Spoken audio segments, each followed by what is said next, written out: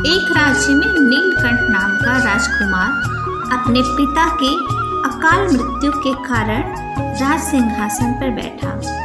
वहाँ के धर्म गुरुओं का मानना था कि राजा को कुंवारा गद्दी पर नहीं बैठना चाहिए, मगर परिस्थिति ऐसी हो गई थी कि दूसरा कोई विकल्प था ही नहीं। राजा के रूप में राजकुमार नीलकंठ का राज्याभिषेक करा दिया गया।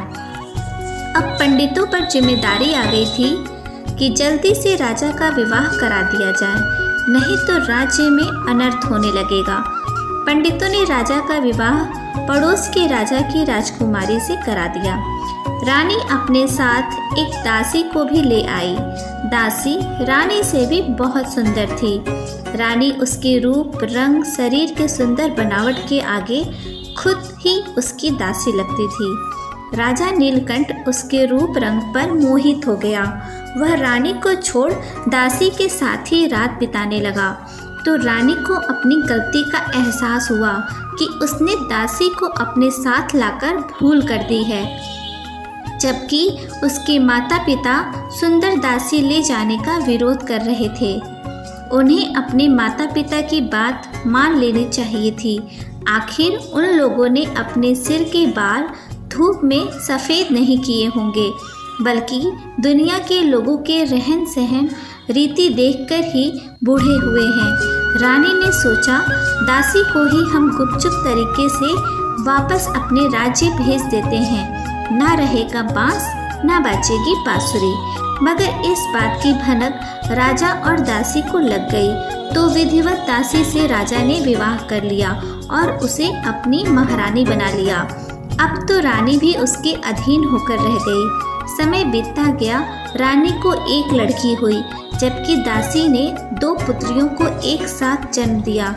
राजा दासी से उत्पन्न पुत्रियों को बेहद प्यार करता था। वहीं रानी से जन्म लेने वाली पुत्री को कभी गोद में भी नहीं उठाता था। धीरे धीरे समय बीतता गया।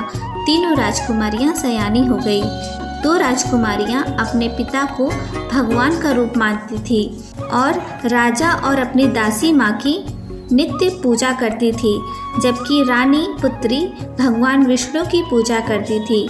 उसका मानना था कि सब कुछ भगवान के करने से ही होता है।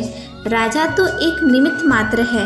वह पूजा के बाद पूजा कर रही स्त्रियों में प्रवचन भी करती। वह भगवान की कथा स्त्रियों को सुनाती। वह अपने कथा में राजा का कोई गुणगान नहीं करती। यह खबर राजा को भी लगी कि वह मेरा अपमान कर रही है, जबकि प्रजा का भगवान राजा होता है। उसके बाद कोई भगवान नहीं होता। उसे पहले अपने पिता का गुणगान करना चाहिए, बाद में किसी और का गुणगान करना चाहिए। दासी रानी ने राजा की कान भरी कि उसे बहुत भगवान पर भरोसा हो चला है ना, तो उसका विवाह किसी दरिद्र से कर दीजिए।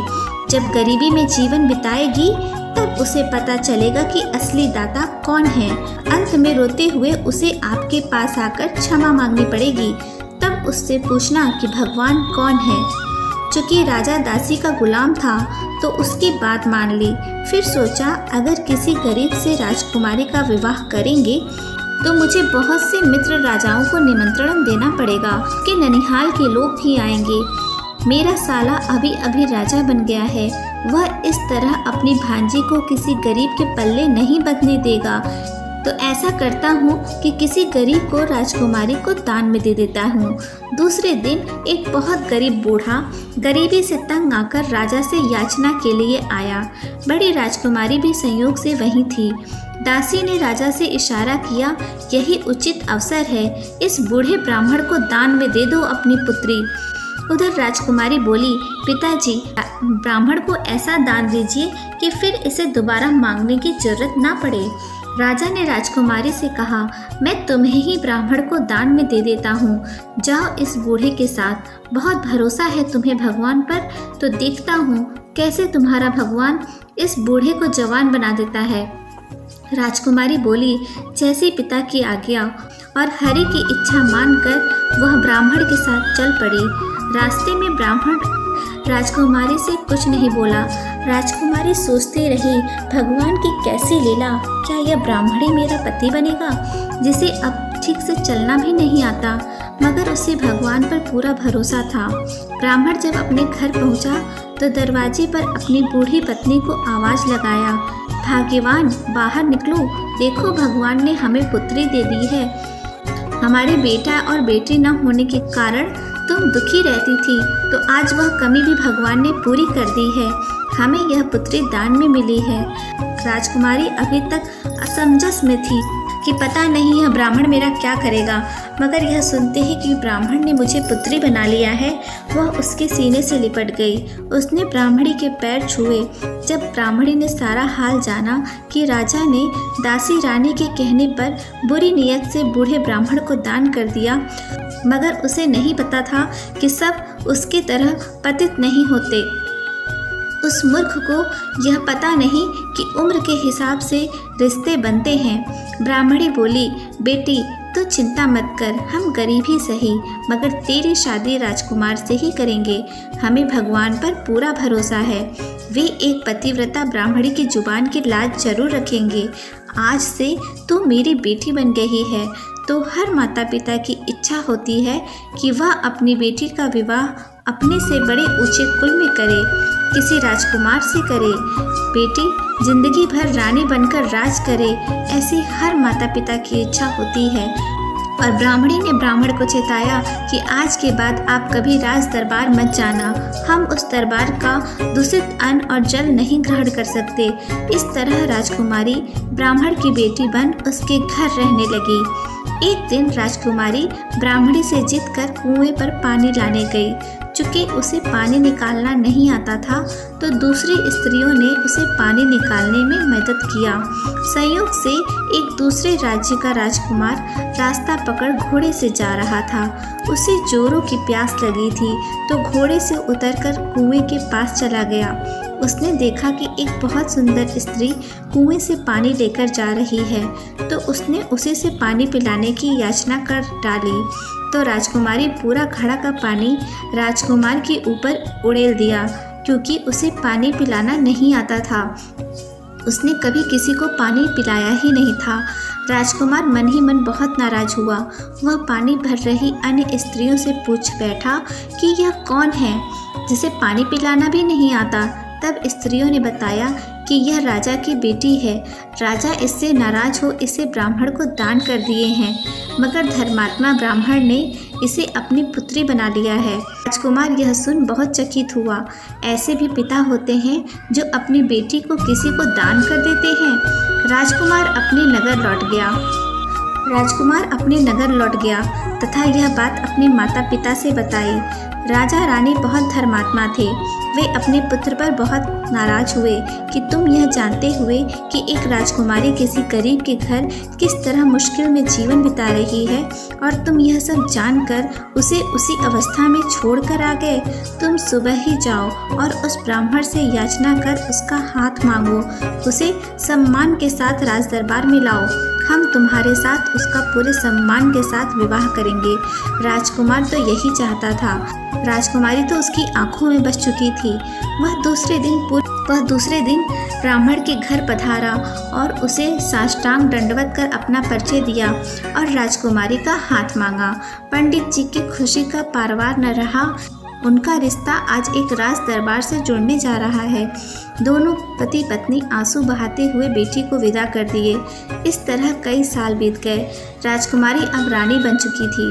उसके 2 पुत्र पैदा हुए। एक दिन उसे माँ की याद आई, उस ब्राह्मणी की याद आई, तो यह बात अपने पति से बताई। राजा उसे लेकर पहले ब्राह्मण के घर आया। ब्राह्मणी बहुत वृद्ध हो चुके थे। बेटी को देख बहुत खुश हुए। उन्हें बड़ी खुशी इस बात की थी कि बेटी ने उन्हें भुलाया नहीं है। रानी ब्राह्मण माता पिता को पालकी में बैठा अपने नगर भेजवा दी, ताकि अपनी देख रेख में उनकी सेवा कर सके। उसके बाद अपने माता पिता से मिलने राज दरबार गई। राजा की नज़र जब बेटी पर पड़ी तो मारे शर्म से कर गया। उसने तो बेटी को नर्क में धकेलने में कोई और कसर नहीं छोड़ी थी, मगर वह तो उसके सीने पर आज एक राजरानी बनकर खड़ी है। वह अपनी माँ से मिलने से पहले अपनी सौतेली माँ से मिलना चाहती थी, मगर पता चला कि वह राजा को छोड़ मंत्री के साथ भाग गई है। वह अपनी दोनों बहनों के विषय में जानना चाही तो पता चला एक बीमारी के कारण भगवान को प्यारी हो गई है और एक विवाह के दूसरे दिन ही विधवा हो गई है। जाहिर था यह सब राजा के कुकर्म का फल था। बड़ी रानी यानी राजकुमारी की अपनी माँ ही अब राजा की देखभाल करती थी। जब उसे पता चला कि मेरी बेटी जिसे राजा ने दान दे दिया था वह राजरानी बन गई है और मिलने आई है तो दौड़ते हुए बेटी से लिपट गई।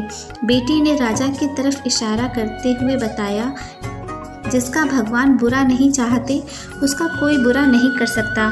चूँकि रानी ने बेटी से बताया कि अब तुम्हारे सिवा इस राज्य का कोई वारिस नहीं है, तुम्हें ही अब सब संभालना होगा, तो बेटी ने बताया कि माँ भगवान ने वारिस दे दिया है।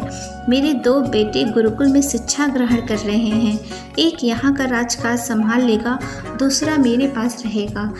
राजा आत्मग्लानि से भर बेटी के चरणों में गिरकर माफ़ी मांगना चाह रहा था मगर बेटी ने पहले ही भाप लिया और बोली, पिताजी इसमें आपकी कोई गलती नहीं है बल्कि मेरी माँ की ही गलती थी जो अपने से भी सुंदर दासी को अपने साथ ले आई थी। वह न तो मेरी माँ की हुई न पिता की हुई। उसकी कुकृत्य और पिता की वासना की लोलुपता के कारण ही हमारा राजवंश डूबने के कगार पर आ खड़ा हुआ है। एक बात तो मेरे पिता ने भी देख ही लिया कि जिसका भगवान बुरा नहीं चाहता उसका इस संसार में कोई बुरा कर ही नहीं सकता।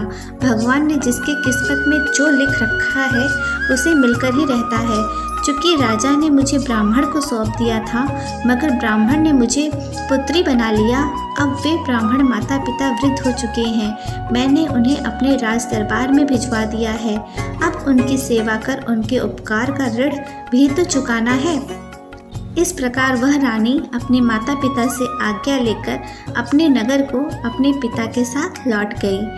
अगर आपको मेरी कहानी अच्छी लगी हो तो मेरे चैनल को सब्सक्राइब करिए, लाइक करिए और कमेंट बॉक्स में राधे राधे जरूर लिखिए। पुनः मिलते हैं आपसे एक नई वीडियो के साथ। तब तक के लिए आपको और आपके परिवार को राधे राधे।